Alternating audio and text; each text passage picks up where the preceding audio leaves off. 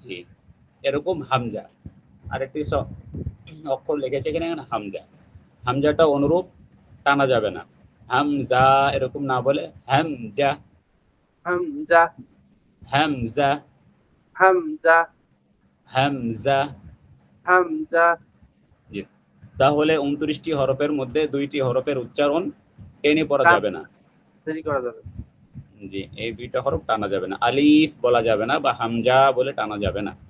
বাকি থাকলো এখন পরের ১২টি অক্ষর। ১২টি বিশেষ বর্ণের উচ্চারণ এক আলিফ টান হবে। ১২টি বিশেষ হরফ, আমরা আরবিতে হরফই বলবো, বর্ণ না বলে।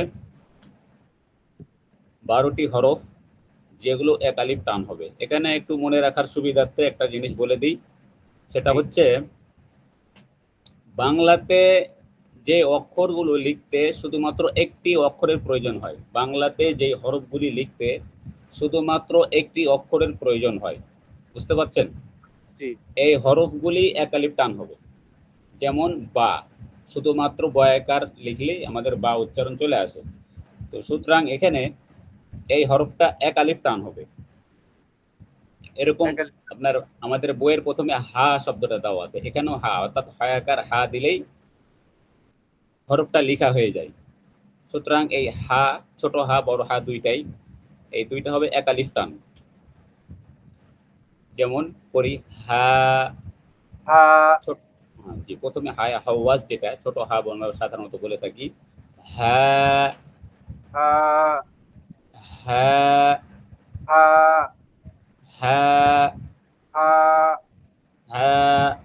হা। এরকম পরের হরফটিও একই। এটা একটু হলকের ভেতর থেকে আওয়াজ হবে, একটু গলার মধ্যে দাব দিয়ে, হা, হা, হা। হা, একটু হলক, অর্থাৎ কণ্ঠনালীর মাঝ থেকে দাব হবে, হা, হা, হা, হা, হা, হা। জি, হা, হা, হা, হা। হা, এরপরে তা, তয়াকার তা লিখলে এই হরফটি উচ্চারণ হয়ে যায়, এটিও এক আলিফ টান হবে, তা।